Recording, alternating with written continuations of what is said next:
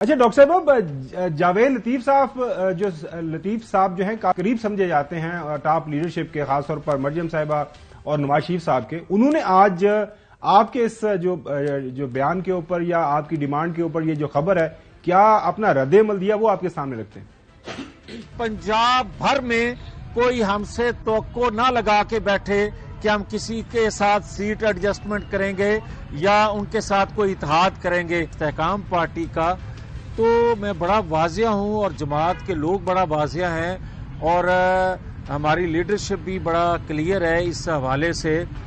نہ ہمارے کوئی ان کے ساتھ مذاکرات ہو رہے ہیں، نہ ہم کرنے کی خواہش رکھتے ہیں، اور وہ بھی اپنے پلیٹ فارم سے الیکشن لڑنے کی سمجھتے ہیں کہ ہم لڑیں گے، اور ہماری بھی دعا ہے کہ وہ اپنے پلیٹ فارم سے الیکشن لڑیں۔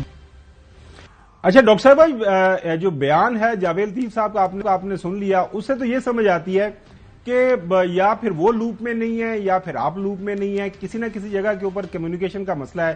آپ کے مطابق ایک سیکنڈ راؤنڈ ڈیو ہے۔ جاوید لطیف صاحب ظاہر ہے وہ کوئی بات کرتے ہیں میڈیا کے اوپر، نیشنل میڈیا کے اوپر آ کے، تو وہ پارٹی کی چیئرمین شپ اور یا پارٹی کی لیڈرشپ کی اجازت کے بغیر تو نہیں کرتے۔ وہ کہہ رہے ہیں ایسی کوئی بات ہے ہی کوئی نہیں ہے۔ دیکھیں، جو پارٹی نے کمیٹی بنائی ہے اس میں آپ کے جو ہیں وہ خواجہ سعد رفیق صاحب ہیں، رانا ثناءاللہ صاحب ہیں اور ایاز صادق صاحب، اور پارٹی کی جو ان کی ترجمان ہے وہ پنجاب میں عظمہ بخاری ہیں اور وفاق میں ان کی مریم اورنگزیب ہے۔ اگر تو کمیٹی کی طرف سے کوئی سٹیٹمنٹ آ جائے اور یا ان کی ترجمان کی طرف سے سٹیٹمنٹ آ جائے، یہ پارٹی کے اندر، ہماری پارٹی میں بھی اسی طرح دو رائے ہیں۔ ہماری پارٹی میں بھی بہت سارے ایسے افراد ہیں جو نہیں اس سوچ کے ساتھ ایگری کرتے یہ سیٹ ایڈجسٹمنٹ ہو، اور ان کی جماعت کے اندر بھی ظاہر ہے دو رائے پائی جاتی ہیں۔ ہماری جماعت کی لیڈرشپ اور ان کی جماعت کی لیڈرشپ نے جو دونوں جماعتوں میں پائی جانے والی جو دو رائے ہیں ان کو ایک رائے میں کیسے بدلنا ہے، یہ ان کا کام ہے۔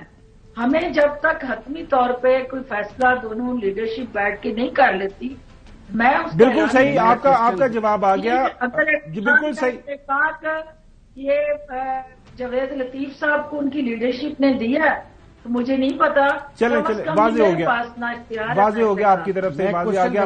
حسن ایوب سوال کرنا چاہیں گے۔ ڈاکٹر صاحبہ، امید ہے آپ خیریت سے ہوں گی۔ میں یہ پوچھنا یہ چاہ رہا تھا کہ جو آپ کے یعنی استحکام پاکستان پارٹی اور مسلم لیگ نواز کے درمیان جو مذاکرات ہو رہے ہیں، دونوں فریق ہیں، تو کوئی نیوٹرل شخصیت بھی بیچ میں بیٹھتی ہے؟ دیکھیے، بات یہ ہے کہ پولیٹیکل دو ایک اپوزٹ پولز ہیں۔ جب آپ کو پتا ہے کہ دو اپوزٹ پول آمنے سامنے آتے ہیں، کیونکہ ہمارے نظریات ڈفرینٹ ہیں، ہمارا مینیفیسٹو ڈفرینٹ ہے، ہمارا ایک بیانیہ ڈفرینٹ ہے، تو جب آمنے سامنے آتے ہیں تو ایک راستہ ہے کہ وہاں تصادم ہو۔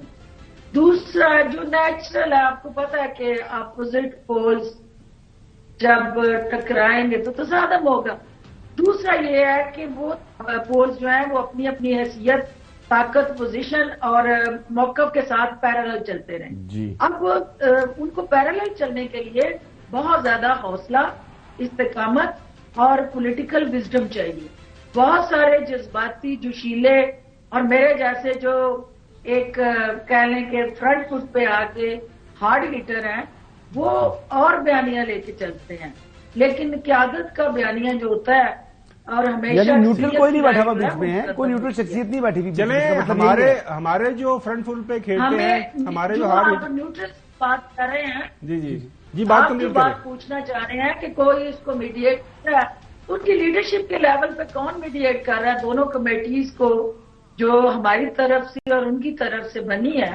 الٹیمیٹلی انہوں نے کسی یا کنسنسس پہ پہنچنا ہے یا انہوں نے ایک دوسرے کو اپنے سابقہ پوزیشن پہ اپنے اپنے پلیٹ فارم سے الیکشن لڑنے کی بات کرنی ہے۔ تو یہ چونکہ جب تک حتمی طور پہ فیصلہ نہیں ہو جاتا، میں اس حوالے سے کوئی اپنی اسٹیٹمنٹ۔ ہمارے جو ہارڈ ہیٹر ہیں ڈاکٹر صاحبہ، ہمارے پروگرام کے ہارڈ ہیٹر، اوپننگ بیٹسمین جو وہ بھی فرنٹ فٹ پہ آگے کھیلتے ہیں، جو غلام حسین صاحب، وہ کامنٹ بھی کرنا چاہیں گے، کوئی سوال بھی آپ سے پوچھنا چاہیں گے۔ جی چوہدری صاحب، اوور ٹو یو۔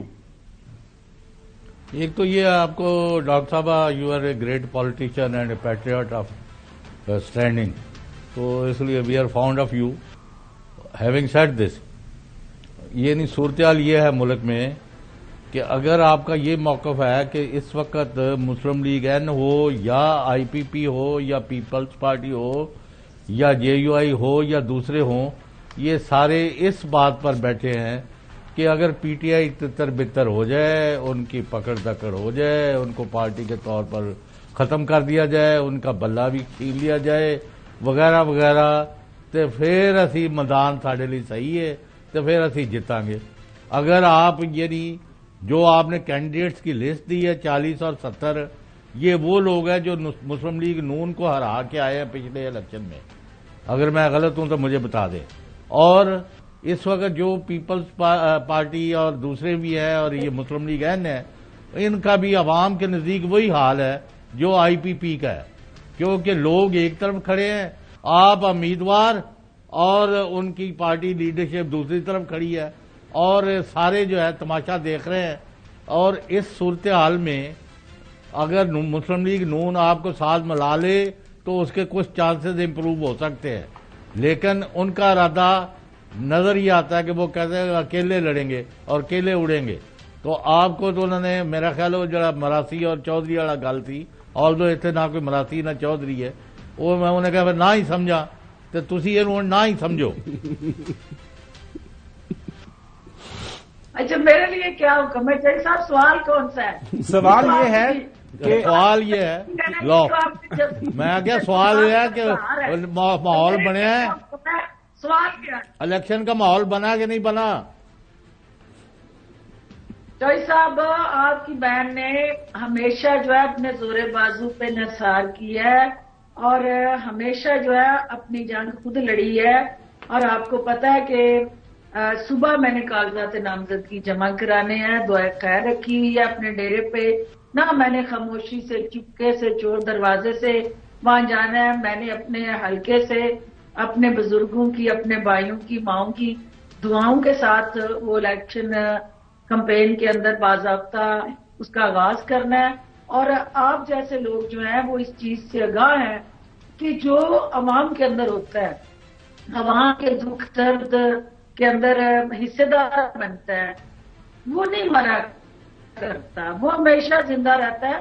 اور ہمیں یہ ہے کہ اس وقت کی جو تصویر کشی آپ نے کی ہے، اس تصویر کشی میں اگر میں یہ رنگ بھر دوں کہ آپ کا جو یہ بیانیہ ہے کہ جو جماعت جس کا آپ ذکر کر رہے ہیں، اگر آپ اس کا بیانیہ بدلوا دیں، اس کو آپ ریاست کے سامنے کھڑا کرنے کی بجائے وہ ریاست کے ساتھ آ کے کھڑی ہو اور پاکستان کی تعمیر و ترقی، خوشحالی اور امن جو ہے وہ اس کے لیے منشور کا نمبر 1 ایجنڈا بن جائے، تو پھر تو ڈاکٹر فردوس جو ہے وہ آپ کے موقف کی تائید کرتے ہوئے پاکستان کے ساتھ اور ریاست کے ساتھ کھڑی نظر آئیں گی۔